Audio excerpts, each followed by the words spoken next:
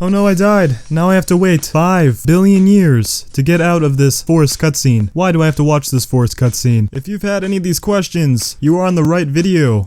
And you most likely have AIDS. Hey guys, thankfully it's Jake coming at you guys with a zombies video. In today's video we're going to be talking about the forest cutscene and the menu for zombies and why this forest has any significance to the storyline. We're going to be explaining what this forest is and why we get the cutscene every time we die. I've seen so many people wonder what this forest has to do with the storyline, and this has a lot of unanswered questions, but it will answer most of the questions asked. And so hopefully you guys do enjoy. If you do, remember to leave a like and subscribe to the channel if you guys are new here and enjoy zombies content like this. Let's shoot for, I don't know, 500 likes, and if we're at 500 likes, if that's a possibility, leave a like anyways. And anyways, let's get into it. Just like we see from Nightmares, and I think the original campaign for Black Ops 3 as well, but Nightmares, we are in between life and death, known as the void, and the physical body is dead, but the mind is still in this void where they're able to communicate to other people after death. And so I'm not saying that the characters are dead, but they might be, and just hear me out. And when we see these characters, any characters, it could be the Shadows of Evil, it could be our main characters from Origins, doesn't matter. We are in the ether, and every time we see them, when we see them in the menu, this is a live broadcast of where they're at in the point of time in the ether. And when you start up a game, they leave the ether. They don't leave it, but they're in their thoughts.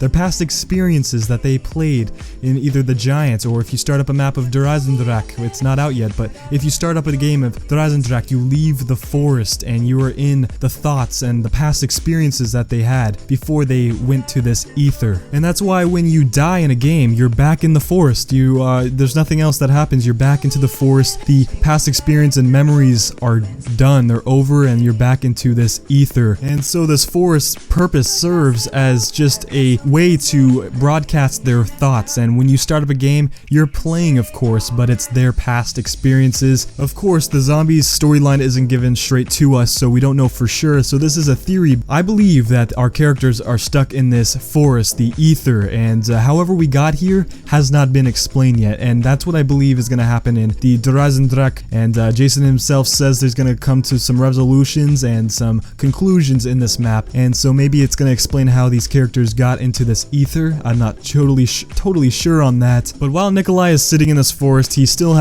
on the mission of saving the children. We hear from that Nikolai trailer, and I believe that Samantha's also in the ether in the house. And the Nikolai trailer also confirms that, you know, they're sitting in the ether thinking about other thoughts and the past experiences. He thinks of Nikolai's house. He thinks of when he was at home once, and with maybe even with a family, he brings up loved ones or a loved one that he had once in his life. And so he's sitting in this ether just thinking of past experiences, and it could be that one of these past experiences is his experience on the Giant map. And that's when we start up a game. All these characters, every character's in this ether. Maybe it's not even his past experiences. What if he keeps on leaving this ether to go play in a zombies map? And I believe this because we see in the past Dur-Reese map before the Giant remake, the original Dur-Reese, and it says all over the map, it says return through the ether. And so he could just be coming back and forth, and once he's dead, he goes back to the forest or the ether. And you're probably wondering, how is he going back and forth? He's in this endless time loop. Once he dies, he's just reset back into this ether. And you're probably wondering, how is this happening? And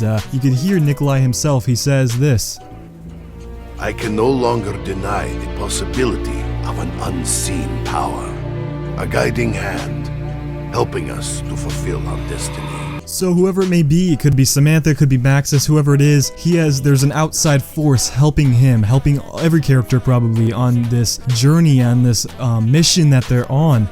They're helping them out. So if they do in fact leave the ether to go play on a zombies map and end up dying, they're back into the ether alive, and it could just restart over and over again from this outside force that's unknown. But I could definitely say without saying this as a theory, that this frozen forest is nowhere on the earth. It's somewhere else. It has to be either the ether, the void, whatever it may be. It's somewhere where it's not the physical body of a human being. It's actually some spiritual world where you are still able to live after death. And the reason we don't know more about this, no more information about this, is because we're not really given anything. We're just given this forest cutscene, but I believe it has something majorly to do with the zombie storyline, and it makes sense because, and I believe we're going to be figuring out, we're going to get more explanations in future DLC, maybe even Durazendrak, and if not that, definitely in the future. But it could be memories when you play a zombies map, or it could be him actually leaving the ether and going into a zombies map. Any of these characters, not just a specific one, anyone, and it's an outside force helping our characters survive, whether it be the Shadows of Evil characters or any future characters that come along, and the original characters, whatever this outside force is, and it's helping them. Spoiler alert, warning that